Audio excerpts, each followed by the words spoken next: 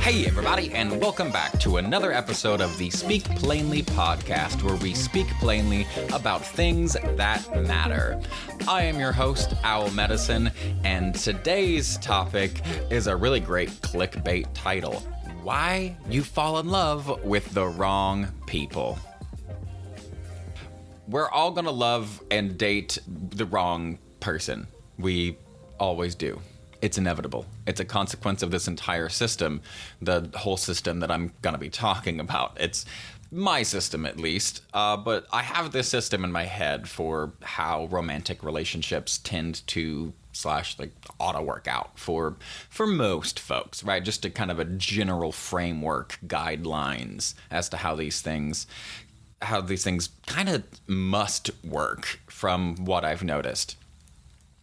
The most difficult part of this process has been learning how to navigate relationships, most specifically romantic relationships. I was a serial monogamist for a long time, and then I found polyamory and was like, screw that crap, and have never looked back. But basically, I've learned so much about myself through sexuality, and I think that's very common for a lot of homosexual males. That aside, during all of those relationships, no matter what the framework of that relationship looked like, I talked with some wonderful friends and I took fairly careful notes in my journals and things, and I've thought about it over the years, reviewing my journals and talking with friends about my relationships and their relationships and other people's relationships. So in today's podcast, I'm going to describe for you my system of how love and relationship works in a nutshell, kind of just from beginning to end of life-ish. Not a big goal at all, but that's okay. That's what we're going to go for. I'm going to tell you the whole shebang, well, at least the parts that I managed to put in my notes as I was trying to prepare for this, including like where I deviate from the classic, what's now considered classic thought processes on this, basically Freud, right? We're gonna have to talk about that because we're talking about families and mommies and daddies and romantic relationships, and not all of us want to bang our parents, but I think I get where he was going, and we're gonna talk about that just briefly. So come with me. Enjoy the ride. I hope that you find some interesting, useful information in here, that the things that I say make sense. They're all founded in developmental psychology and that sort of thing, and there's some information. I hope I do a good enough job of not building too much on what the book talks about. I have touched on the basics of everything that is foundational, or at least I've tried to. If I miss anything, I apologize. So, here we go. Really, when it comes to relationships, I had to create a system for myself in order to understand what's happening in any given moment. Because as a person who is chronic stress adapted, and that's what we're going to be talking a lot about today, it's all about relationships, but there is I want to talk about the difference in how we have to enter and navigate relationships and how long it takes to get to a healthy relationship for chronic stress adapted people versus non-chronic stress adapted people. Nobody gets out of childhood like with a perfect experience. For those of us with chronic childhood stress, things are different. So the basic blueprint begins like this. You're a baby. A baby is born. And then the baby learns stuff, including what love is. And as that baby grows up, that baby acts out the things that they've learned. The baby reads because they learned to read. The baby does algebra because it's learned math. The baby does relationships and love because it knows what love is now. But what happens if the type of love that a baby learned is off? What if the definition of love that baby internalizes is slightly tainted because there was a lot of stress in their early life? What happens to that baby? That's what we're going to talk about today. How can a baby, now a man, like me, learn to shift his experience and therefore my definition of love to something that is no longer conditional or hurtful. So my own relationships can be fulfilling and rewarding instead of just taxing and exhausting and scary. As adults, we understand mentally that love can be given and received in many, many ways. And as kids, we learn that love is given and received in a certain or specific way. And the way that we learn is whatever way our family gives and receives love, right? And each family is different. But whatever way that your family does experience, express, and receive love is the way that you are going to. And that version of love then is familiar to you. Other expressions of love that aren't familiar don't land, right? They other versions of love that are totally foreign from what our family considered expressions of love don't really hit our hearts, even if they're meant to be a loving expression. I mean, you can think about just sarcastic families versus like well-to-do, very proper families versus a refugee family. Each of these groups of people have a different environment, a different context, and different goals. And because of that, their expression of love is going to be very different. In very sarcastic families, love is always going to be given with a little bit of like chiding and a little bit of like elbow bumping, and so like given with every compliment also comes with a little bit of a sting, right? And that's just the way things are. And that's usually because their environments are pretty harsh. And like the well-to-do proper families have a different harshness in their lives. The harshness in their lives is usually predicated on like optics and keeping up appearances. And so they have a very different expression of love, where if like for their goals, climbing a corporate ladder or the capitalism ladder is important, and so optics are important. So the expression of love is going to be also predicated around maintaining optics, maintaining a certain status in other people's opinions. So that's going to be how love is expressed and experienced in them, versus a refugee family is going to be like, it doesn't matter what's happening around us. If we have each other, that's all that matters. And a child raised in any one of those three environments are going to have dramatically different knowledges and experiences and definitions of what love is, even though mentally they might try to describe very similar things because that's what the cultural description of love is. The type of love that will sink into their heart is going to be unique.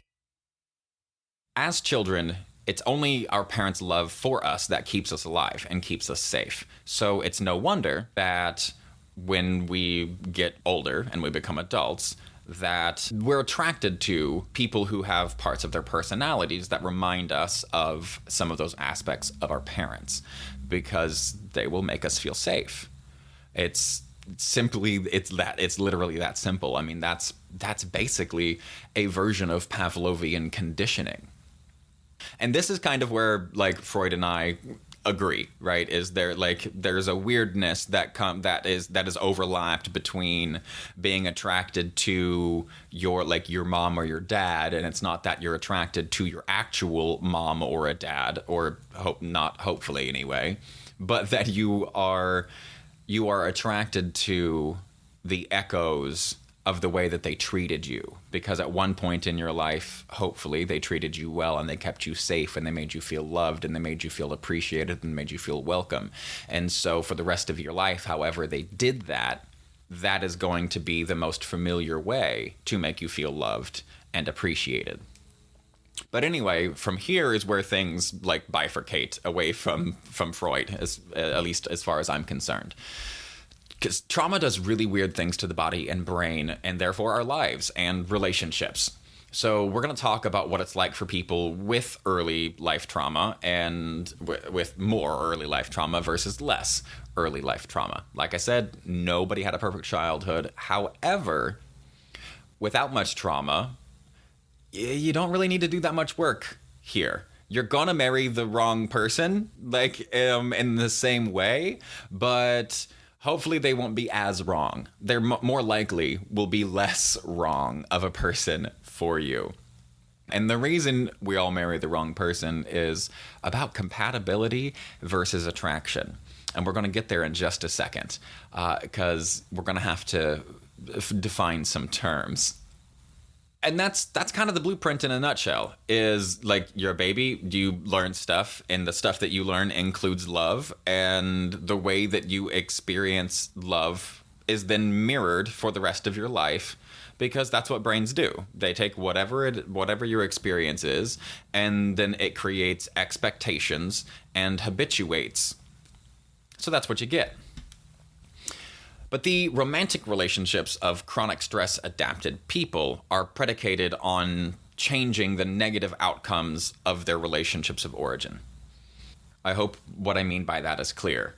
The romantic relationships of people like me who are chronic stress adapted, people whose early life experiences of love also came part and parcel with early experiences of stress, whether that be abuse or neglect or whatever.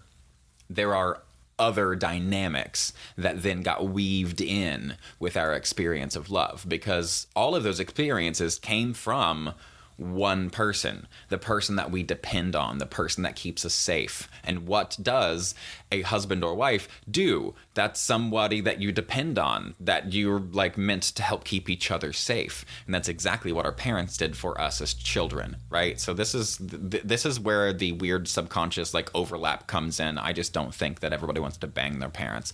Also, I don't think that's exactly what Freud meant either, but that seems to be the conversation in the zeitgeist that got pulled out of his stuff. So, for example, here, a chronic stress adapted person, our romantic relationships are predicated on changing the negative outcomes of our relationships of origin. The positive outcomes of our relationship of origin are often just continued relationship. That's a positive outcome. There's safety in that.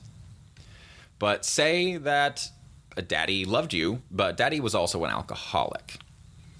That means that you're going to be attracted to people with certain similar attributes to dad. You may date alcoholics, or you may not date anybody who drinks at all. But there will be something in the personality of the person that you fall in love with that reminds you of dad. And there will be good things and bad things in that. And at the same time that you feel loved and you feel protected and you feel nurtured by this energy that is similar to that of your dad's or your mom's or whatever, that same energy also brought you fear, terror, and pain. So in the experience of a chronic stress adapted person, your experience of love, I'll say it again, comes part and parcel with fear, terror, and pain. So for you, for me, we have a hard time feeling loved unless there is simultaneously some amount of fear, terror, pain, dissatisfaction, whatever. Dissatisfaction is a big one for me. With a perfectionist, narcissistic father that was nice, but you can do better. It's like no matter what, it's just do better. So there's a dissatisfaction that I expect in love. It's very hard for me to just accept a compliment without getting a simultaneous like jab. I come from one of those sarcastic families, so there you go. I said we're going to have to define some terms here. What we're going to be having to define is we're going to have to define attraction, we're going to have to define love, and we're going to define compatibility. Let's do that really quickly, basically. Attraction is an orientation phenomenon, and you're attracted to things that make you feel good. We go toward things that bring us pleasure, and we avoid things that bring us pain. And things that are familiar, if no other reason, our brain can predict what's going to happen next, and that in itself is a reward. So because something is familiar, it is rewarding on some level. So that means that anyone that you're attracted to will also eventually bring you terror, fear, pain, and indifference, or whatever the other crap that came part and parcel with love for you is. You're going to be attracted to people that feel familiar. And if your definition of love, if your experience of love, your internal biological definition is created by your experience, not your mental definition. Those are two very different things. If your biological definition of love, if your experience of love is one that came part and parcel with these other painful things, every single person that you are attracted to will hurt you in the same way that your parents did. They will hurt you in the same way that your daddy or your auntie or your grandpa or like whatever. They're going to hurt you in the same way because it is attractive, because it's familiar. We need love. We need acceptance. We need to be a part of a community. We need that safety that comes through connection so desperately that we are happy to let abuse fall on our shoulders so long as we don't wind up ostracized. Especially as children, that means that you die. If you're ostracized as a child, like I said, the only reason you're alive is because mommy and daddy love you. They feed you, clothe you, wrap you, all those things when you're a baby. So this is the difference between chronic stress adapted and non-chronic stress adapted people. When it comes to romantic relationships, that is.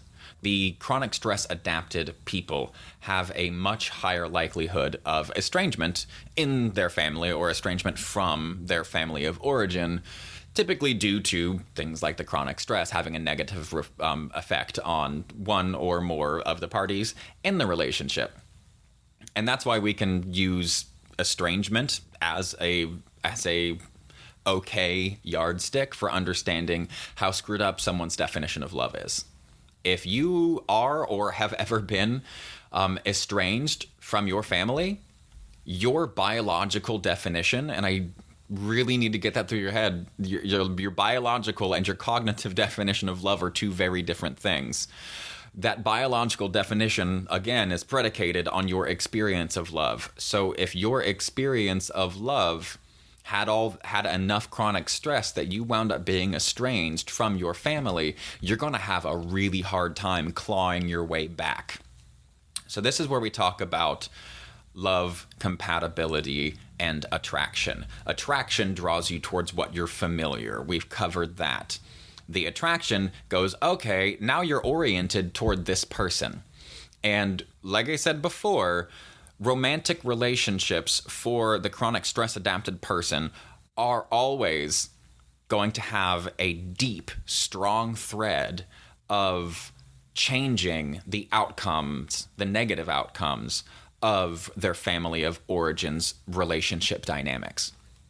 So whoever you're attracted to is going to hurt you in the same way that your family did. So for those of us who are chronic stress adapted and have been estranged from our family for any reason, you're going to be attracted to assholes. You're going to be attracted to bitches. You're going to be attracted to psychopaths. You know why? Because you're a little bit of those things. Whether you realize it or not, those things are in you, no matter how hard you fight against them, because everything that you learned through observation for like the first 10 years of your life. So we pick up all of these subconscious lessons that we have no idea we've actually learned, and they are what operate our lives. So the more chronic stress that you experienced in your early life, the more stress is associated with love in your biology. And since we don't want our romantic relationships to stress us out, chronic stress folks we're going to have to work harder. Period. Because unfortunately, love gives no fucks about compatibility. Compatibility gives no shits about love. And attraction couldn't care less about the opinions of either of those other two. So we've got our work for us cut out, because attraction will lead us to people who hurt us. That's why we date the wrong people. That's why we marry the wrong people. That's why you don't have a choice but to date and to marry the wrong people, especially for us chronic stress adapted folks. So like I said, attraction is the orientation phenomenon. Things that we don't understand bother us because they could be a threat or they're unsafe. We want to understand anything that we don't already understand to eliminate any possible threats. But if what we're trying to learn is too foreign or different or weird, we're going to automatically dismiss it. That's a totally natural process, which is another reason that we wind up being attracted to the people who hurt us, because that's more familiar. Even though it's not what we want, it's familiar enough that it comes with its own reward. And that's super messed up, but that's the way that it works. So there it is. If you're attracted to them, that means that there's something in that person that you don't understand or that you want to understand. There's also something in them that is familiar, and that's why you're attracted to them. And I mean, that's why it's the word familiar and family. It has the same root. As adults, we know that love can be expressed in basically an infinite number of ways. Out of all of those ways, there's only a handful that resonate with each of us, like we talked about before. As a child, in our family of origins, we didn't have a choice in our treatment. In order to adapt to any situation, we had to adopt a belief system. And that's one of these principles. In order to adapt, we have to adopt. And what happens is we're adapting to a situation that we really shouldn't be in to begin with. And so we adopt a belief system that we have no business believing at such a young age. And that belief system will help us eliminate the cognitive dissonance created by the love and the pain coming from the same person. That adopted belief will always be something that allows their treatment of us to continue, because being mistreated is way better than being dead. And we do depend on our parents. So in our biological memory, those are our options. It is either die or be mistreated. And that's why we all wind up dating the wrong person. But that's not the end of the story. I promise. That's not the end of the story. It's not all super duper depressing. It really isn't. In my estimation, love is meant to be fuel. Fuel for what, though? Fuel to move us from a place of attraction with a person to a place of compatibility. Now, compatibility is a lofty goal that I don't think ever is like truly reached. Some people are more compatible, some people are less compatible, and some people are so compatible we have diagnoses for them, like codependency. So love is about desire and motivation and getting us to be able to shift things from where we're just attracted to somebody who treats us poorly, who treats us well and also treats us poorly, right? Because there's both, otherwise we wouldn't be in the relationship at all. And now it's time for the chronic stress adapted person to own their shit. Because basically, at the beginning of every relationship, like, my greatest commandment is know thyself. And the reason we must know thyself is because you were raised by people. I was raised by people. And if there's one thing that you and I know about people, is people are screwed up. People are also awesome, but people are screwed up, especially young parents. So that means you're screwed up. We're all a little screwed up, because going back to the example of those three types of families, each one of those families is in a unique environment with a unique set of goals, and their entire value system is predicated on that environment and that set of goals. It's the chronic stress adapted person's job. It's everyone's job, but especially those of us that are traumatized, to know ourselves, because we're all crazy. I don't care if you had a good childhood or a bad childhood, you're crazy. Some of us are more crazy than others, and your job in know thyself is to understand your special blend of crazy It's your job to look inside yourself, to spend some amount of time single, enough to where you get to have some idea of who you are and what you like, the way that you act and the way that you react, and what all the crazy is about you. And you are crazy. Every single one of us are, because we're raised by flawed humans, where humans are inherently flawed. So therefore, any offspring is going to be inherently flawed. And it's up to us to know our flaws. That way, when we meet a person that we are attracted to, we can then go, hey, look, this is my book of crazy, and you have a book of crazy, and we swap books of crazy, and then we look through that book of crazy, and we go, and we check for compatibility. As you look through that person's crazy, and they look through your crazy, and you're checking on compatibility, and you're like, this might work, this might not work, ooh, that's a big red flag, and that's a hell no. But you really like them, and you spend a little more time with them, so you start to love them more, and you're like, okay, fine. And that's where the love kicks in. So now you have the attraction, you have the fact that you're not that compatible, but you're compatible enough to give it a try. And that's really all it is each, like, as adults, there is no right or wrong, right? There is no right person to be with or wrong person to be with. The reason you're going to date and marry the wrong person is because you don't have a choice. All of us have to. There is no right person. You have to create the right person, and you create the right person by choosing and sticking to it.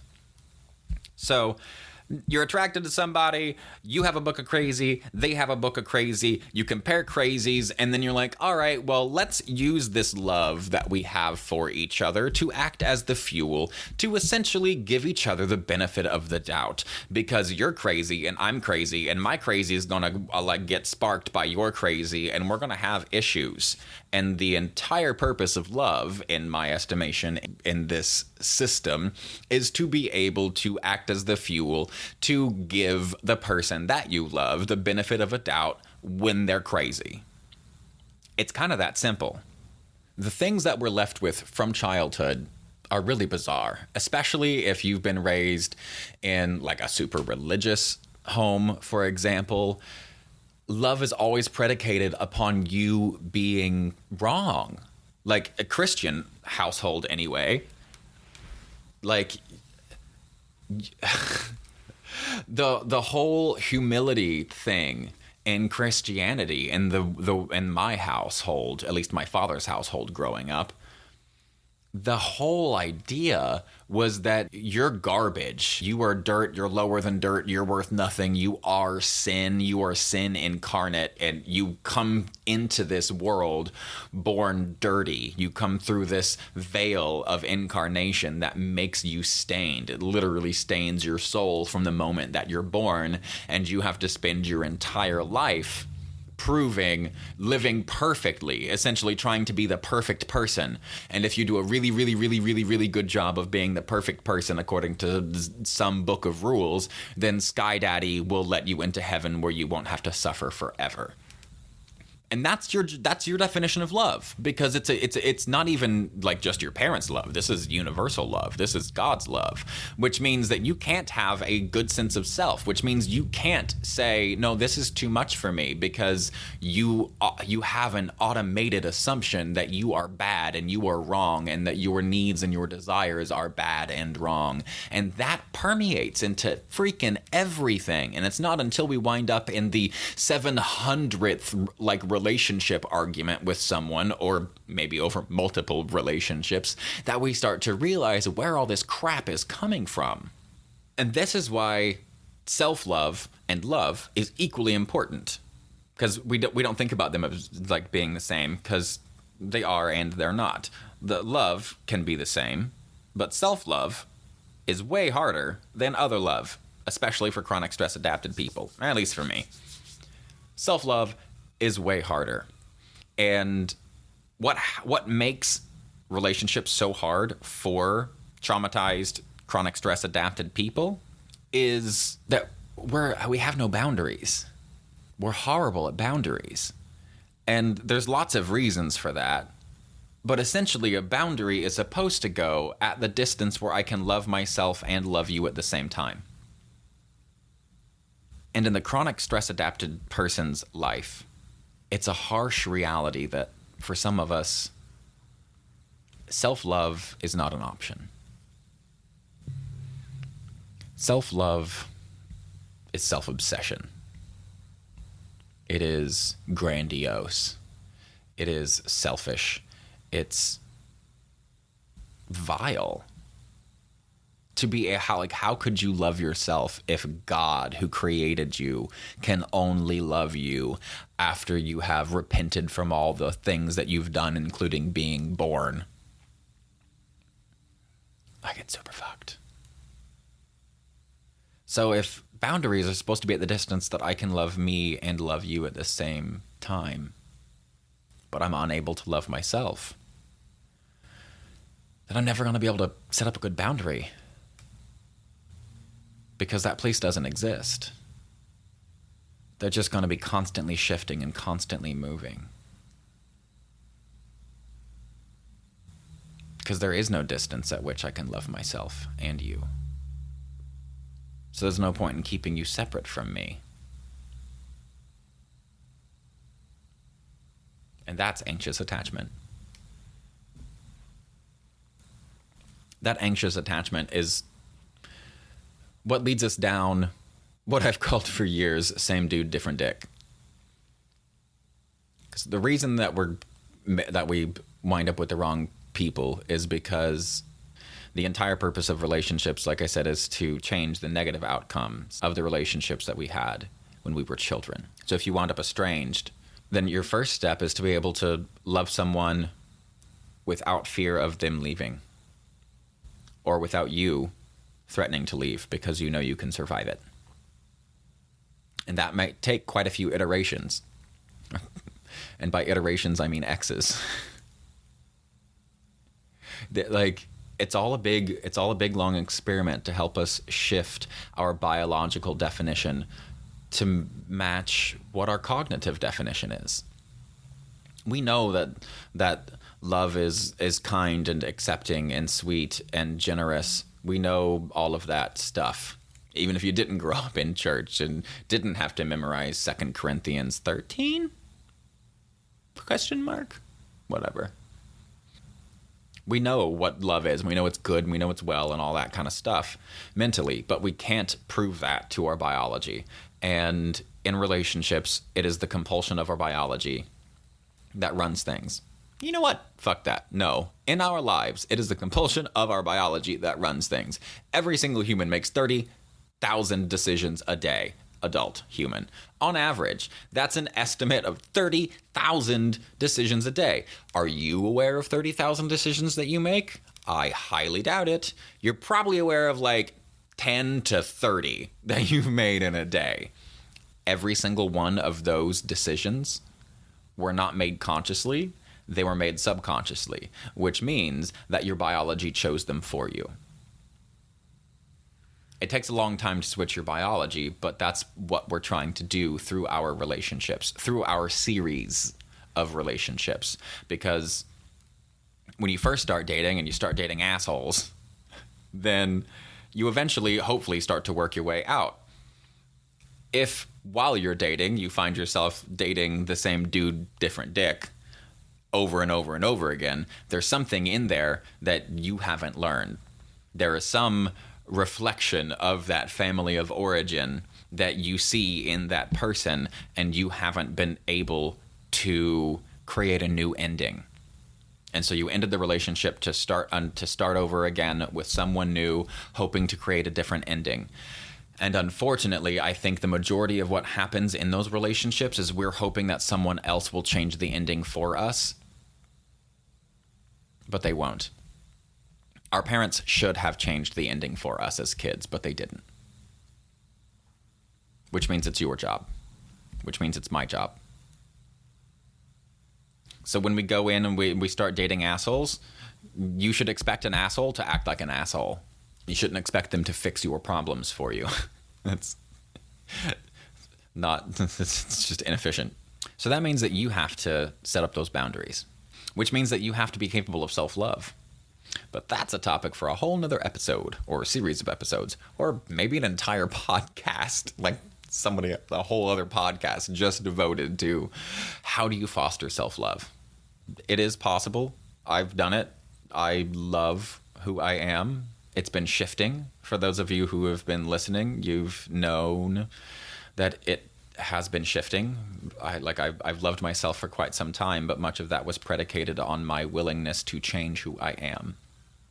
That was left over as a negative outcome from those family dynamics I had as a child. And I needed to change that outcome. And I have. I am. Now, I love myself for being me. I'm getting better at it anyway. I still have the desire to grow and change. I don't think that will ever go away. I don't think it ever should.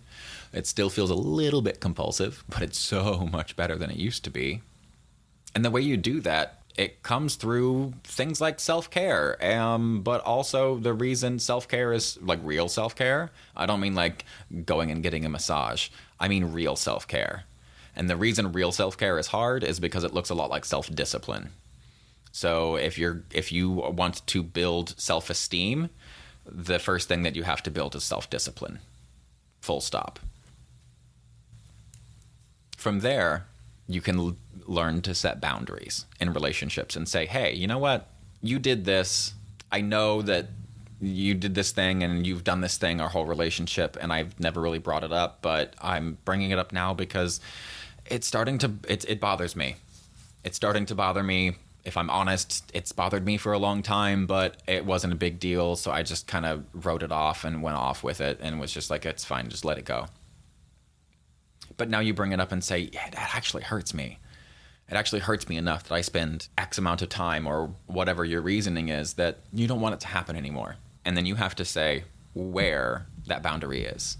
You say, I don't want this behavior at all, or I don't like this behavior under these circumstances, or could you please be more aware of if this circumstance is happening, that you don't do these things because it triggers me in a certain way, or it upsets me deeply.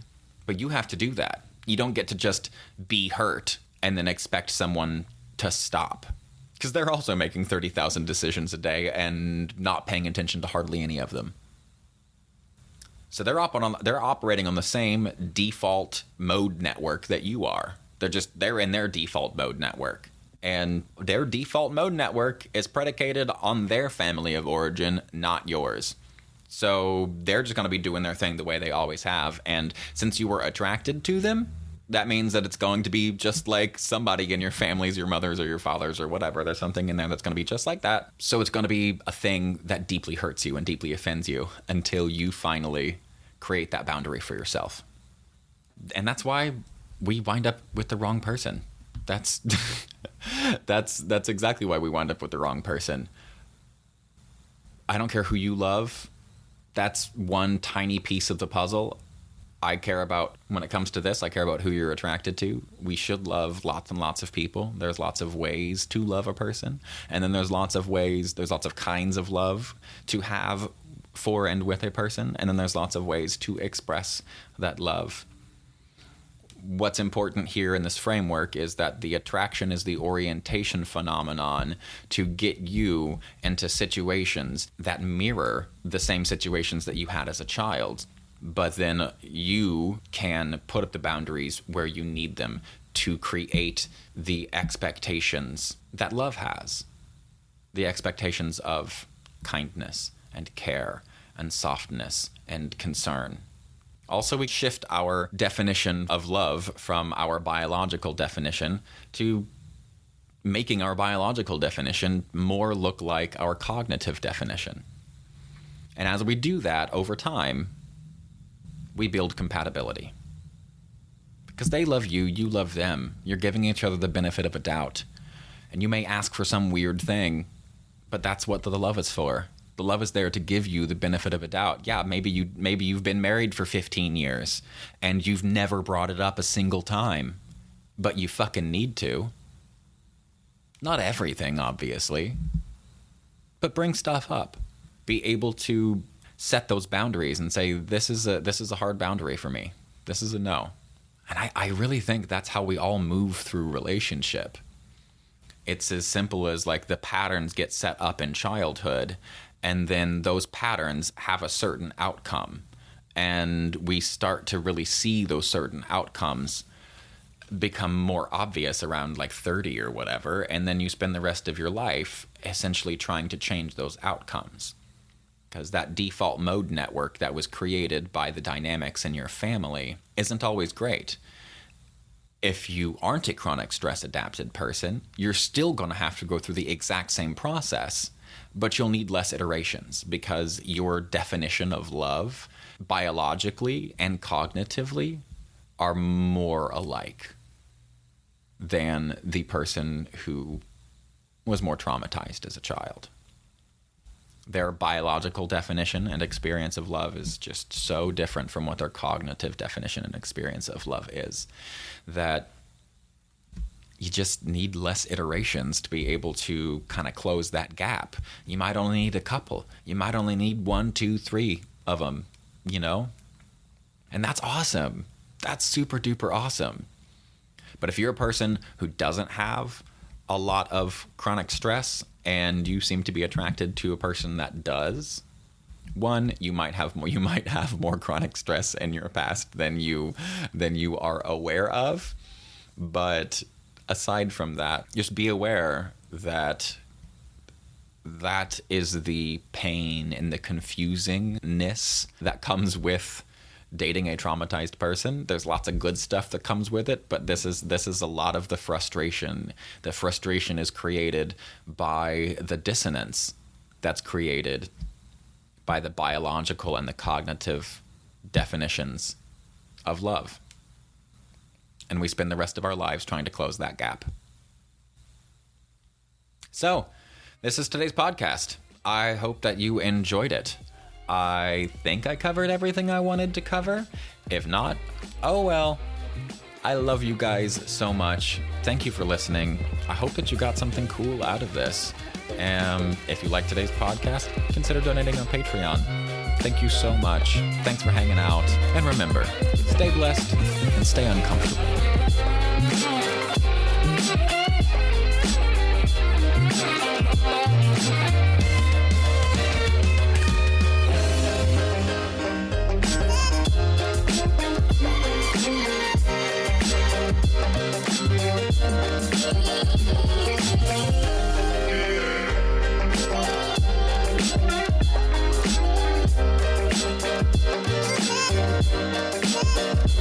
Yeah.